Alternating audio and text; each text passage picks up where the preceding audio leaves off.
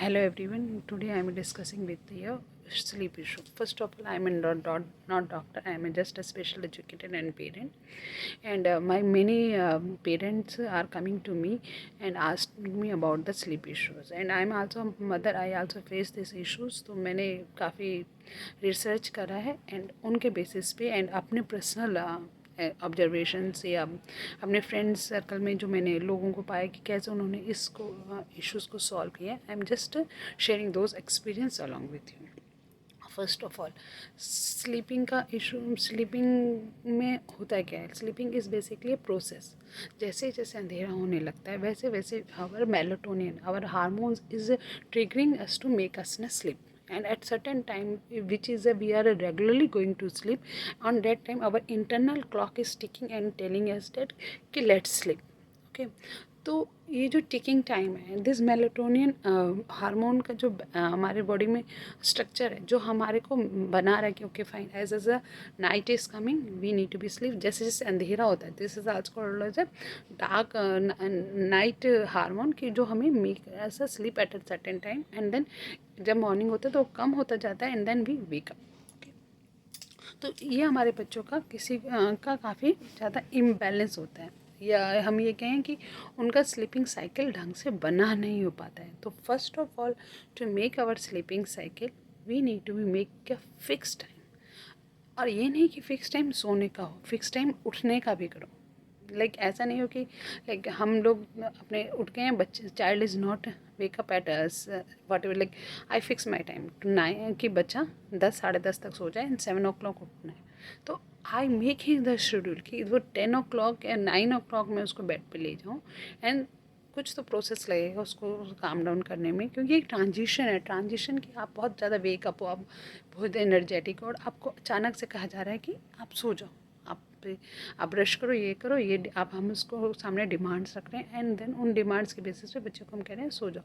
तो ये जो ट्रांजिशंस हैं, अगर हम ये ट्रांजिशन डेली सेम टाइम पे स्टार्ट करेंगे, मैंने अपने बच्चे के साथ या अपने बहुत सारे स्टूडेंट के साथ देखा है कि उनको पता ही नहीं कैसे पता चल जाता है कि 1 घंटा हो गया, क्लास ख़त्म होने वाली है, ये टाइम हो गया, मुझे ये करना है। उनकी एक इंटरनल क्लॉक भी मुझे लगता है कई बार चलती है। तो अगर हम डेली उनकी इंटरनल क्लॉक को ये कहें कि तुम्हें हम 9:30 हम स्टार्ट कर रहे हैं प्रोसेस, तो 10:30 तक तुम्हें सो जाना है, ठीक है। एंड सिमिलरली ये नहीं कि बच्चा 7 o'clock नहीं उठा, वो सो रहा है, हर हम भी अपने ईज़ी कि चलो सो रहा है सोने दो, हम 8:30 ऐसे उठा रहे नहीं। तो वहाँ पे भी हमारी एज अ पेरेंट रोल बनता है कि वी मेक देम कि they will be wake up on the same time. अगर वो 7 बजे बच्चा नहीं उठ रहा है तो हम जाके उसको उठा दें। ये नहीं कि अगर बच्चा 8 8:30 9 तक सो रहा है तो हम उसको सोने दें। ये मैंने कई बार अपने साथ एक्सपीरियंस किया, वो सो रहा है चलो हम अपने काम बाकी निपटा लेते हैं, he is sleeping then make him sleep. पर अगर हम उसकी जो क्लॉक को अगर हम ख़राब कर रहे हैं तो फिर वो नाइट में हमारे को प्रॉब्लम देगा। तो मेक इट कि बेड पे जाने का टाइम और उसके बाद सोने का टाइम और wake up time, sleeping time and wake up time should be in a consistent in a daily manners. तो फर्स्ट ऑफ ऑल सब पेरेंट्स को देखना है कि हमारा स्लीपिंग टाइम, ठीक है, और वेकअप टाइम दोनों के दोनों सेम हो, ठीक है। और हमें क्या ध्यान रखना चाहिए, जो फैब्रिक जो भी हम बच्चे को जिस पे भी सुला रहे हैं वो फैब्रिक बच्चे को कंफर्टेबल है। जैसे काफ़ी बच्चों को टेक्टाइल इश्यूज होते हैं, तो ये ना हो कि फैब्रिक कुछ रफ हो उसकी वजह से नींद नहीं आ रही है, जो आप ब्लैंकेट बच्चे के ऊपर डाल रहे हो उसकी वजह से नींद नहीं आ रही है। तो ये fabric should be very comfortable according to child choice. अगर बच्चे को कोई प्रॉब्लम नहीं है तो ठीक है, बट ये ध्यान रखो कि काफ़ी सारी बेडशीट होती है जिसमें स्टिचेस लगे होते हैं या बहुत काम होता है उसके ऊपर, तो वो it's not comfortable to the child and then might be the child is not sleeping. तो might take care of the fabric, take care of the room light, जो भी कमरे में सो रहे हैं उसकी लाइट कितनी है। कई बच्चे बहुत डार्क में सोते हैं। मेरी एक फ्रेंड थी, वो उसकी डॉटर को ज़रा सा भी पिन ऑफ लाइट आता था, she is not able to sleep. तो वो डबल कर्टन 3 टाइम कर्टन लगाती थी कि कहीं से भी बाहर से रोशनी ना आए। तो take care of that thing कि लाइट का इशू है। अगर बच्चा बहुत ज़रा सी भी लाइट की वजह से, तो आप एक आँखों के ऊपर जो ब्लिंक आते हैं जिसके उसको भी यूज़ कर सकते हो अगर बच्चा उसके साथ सो रहा है तो। या कोशिश करो कि जिस जिस लाइट में बच्चा सोना चाहता है वही लाइट का अरेंजमेंट आप 9:30 जब बच्चे को स्टार्ट करते हो, we started the child sleep at 9:30, तो 9:30 से 10:30 तक हम कोशिश करेंगे कि उसको वही एटमॉस्फेयर दे ताकि वो 10:30 पे सो जाए। साउंड, कई बच्चे जरा सी पिन ड्रॉप साउंड चाहते हैं, कई बच्चे म्यूज़िक चाहते हैं। लाइक ये डिपेंड करता है आपके बच्चे की चॉइसेस में। अगर आपका बच्चा म्यूज़िक चाहता है तो कोई भी कामिंग म्यूज़िक, जैसे मैं हमेशा एलेक्सा पे कोई भी रात को कहते हैं एलेक्सा प्ले कामिंग म्यूज़िक या इंस्ट्रूमेंटल म्यूज़िक, और सेम म्यूज़िक को डेली प्ले करो। ये नहीं कि आज कोई और म्यूज़िक प्ले करना है, कल कोई और म्यूज़िक प्ले करना है, नहीं, डेली सेम म्यूज़िक, क्योंकि वो म्यूज़िक भी बच्चे को रिदम बनाता है ब्रेन में कि ये म्यूज़िक प्ले हो गया, ओके, वो उसको वो हार्मोन जनरेट करने में, मेलाटोनिन हार्मोन जनरेट करने में वो हेल्प कर रहा है कि इस समय मुझे सो जाना है। जैसे मैं अपने बेटे के लिए डेली जगजीत सिंह के ही गाने चलाती हूँ, तो उसको वो जैसे जगजीत सिंह दिन में भी चलता है ना, तो उसको लगता है सोने का टाइम हो गया है। तो मेक अ पैटर्न, हमारे बच्चों के साथ ये भी बहुत अच्छा है कि हम जो एक पैटर्न बना लेते हैं वो उसके साथ वो फिक्स हो जाते हैं। तो मेक अ पैटर्न कि ये गाना बजेगा तो आपको सोने का टाइम हो गया, और वही गाना आपको डेली प्ले करना है। तो ये बहुत सारे instrumental music, calming music, night music, ADHD music अब यूट्यूब पे भरा पड़ा है। आप कोई भी music according to your choice, आप उधर तो मोबाइल पे चला सकते हो या अपने एलेक्सा पे चला सकते हो। मैं एलेक्सा पे कहती हूँ जगजीत सिंह, तो मेरे लिए वो है according to your child requirement, आप अपने बच्चे और अपने टेस्ट के हिसाब से चूज़ कर सकते हो। तो फर्स्ट हो गया फैब्रिक, फर्स्ट हो गया कि स्लीपिंग और वेकिंग टाइम ठीक होना चाहिए, fabric, light and sound. Then transition, ये एक ट्रांजिशन है, ट्रांजिशन एक बच्चे का भी है और आपके लिए भी है कि आप अपने सारे काम मोबाइल वगैरह छोड़ के आपको सोना है। तो ये ट्रांजिशन में जो जो इन्वॉल्व है, लाइक अगर मदर इन्वॉल्व है तो मदर, फादर इन्वॉल्व तो फादर, तो सबको सेम टाइम में वो ट्रांजिशन स्टार्ट कर देना चाहिए। ये नहीं कि बच्चे को कहें कि आप सो जाओ हम आते हैं। बच्चे को जो कंफर्टेबल है कि मम्मी पापा हम एक साथ सो रहे हैं, या लाइक बच्चा अलग बेड पे भी सो रहा है, ये होना चाहिए। वो ट्रांजिशन को बच्चे को बहुत स्लोली इन कामिंग वे में बोलो। जैसे आपको ब्रश कराना है तो आराम से बोलो चलो let's we go to do a brush, आप भी अपना ब्रश करो, ताकि बच्चे को लगे कि हाँ सारी फैमिली ब्रश कर रही है एंड अब सारी फैमिली सोने जा रही थी। पूरे घर का एटमॉस्फेयर जनरेट होगा कि जो बच्चे को हेल्प करेगा कि okay this is a sleeping time. एक मैग्नीशियम क्रीम आती है, मैंने पहले भी बाई की थी एंड इट्स वेरी नाइस। उससे ना हम अगर जैसे बच्चों के फीट पे रब करते हैं, ये बैक में, ये लेग में, तो ये मैग्नीशियम बच्चे को, जो भी बच्चे को स्ट्रेस हो रहा होता है, ये काम बॉडी में पेन हो रहा होता है, उसमें कामिंग करती है। और उसके मतलब ये हम टैबलेट नहीं खिला रहे, ये हम बच्चे के ऊपर लगा रहे हैं, तो उससे स्किन से ऑब्जर्व करती है।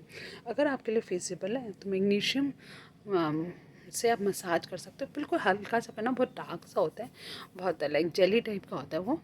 तो बिल्कुल हल्का सा उसके हेड पे, जैसे हम मसाज करते हैं डेली ऑयल की मसाज, वैसे ही हैंड्स पे, सॉरी, लेग पे, बैक में, फीट में जरूर करना।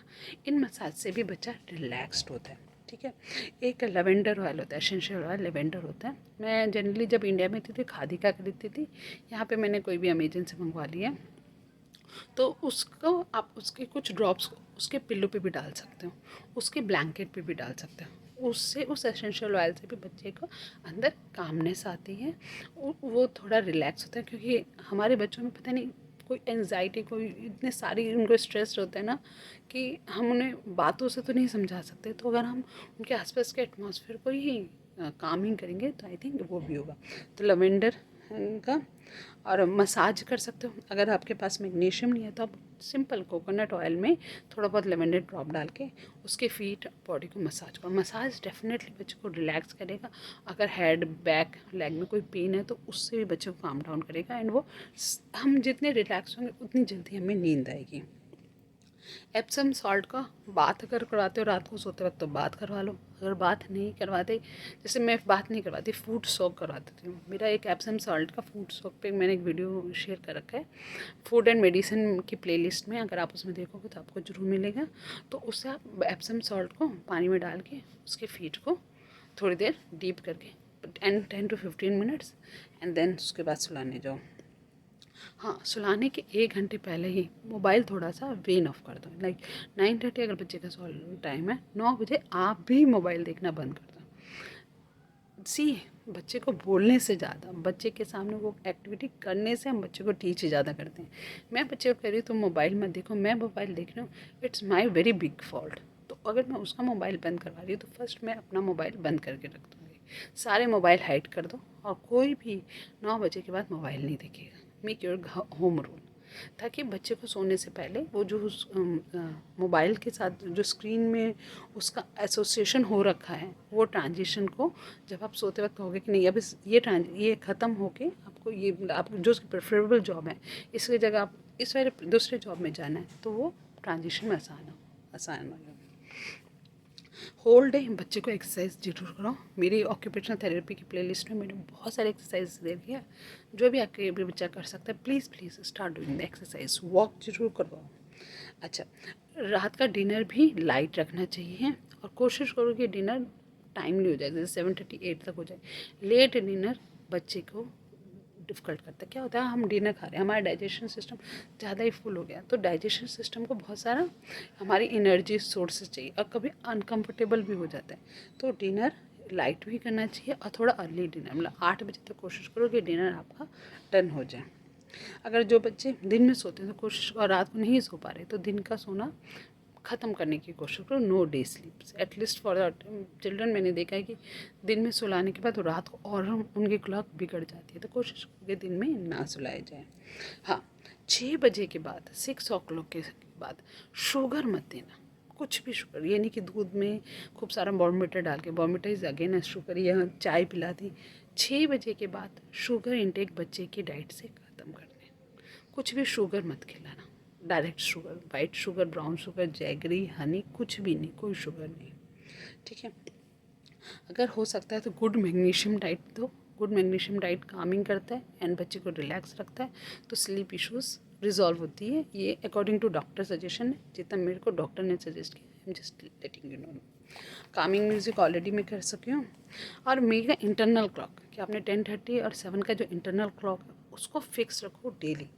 ठीक है, कोशिश करो कि खाना खाने के बाद, जैसे 8 बजे आपने खाना खाया, तो अगर वॉक करने जा सकते हो बाहर या घर के अंदर ही वॉक करवा लो, ताकि बच्चे को थोड़ा सा वो हो बस। तो पॉसिबल अगर बाथ मसाज कर सकते हो। अगर बच्चे की स्लीपिंग आवर्स नहीं बन रहे, तो आप डॉक्टर से सजेशन लेके मेलेटोनिन की syrup tablets according to the child age, according to the child weight, आप बच्चे को दिलवा भी सकते हो। ठीक है, and this is my all input on to how to help the child in sleeping. Hope it helps to you, but I'm not sure कि this is a solution to any for the sleeping issue, because मैंने बहुत सारे cases में बहुत सारे parents की बहुत सारी प्रॉब्लम सुनी है। तो मेरा बस ये बस इनपुट ये देना कि माइट भी इसमें से कोई सजेशन आपके बच्चे को काम आ जाए, और 2% भी या 3% भी या 10% भी उसको हेल्पफुल हो जाए उसके स्लीपिंग में, तो प्लीज़ प्लीज़ ट्राई।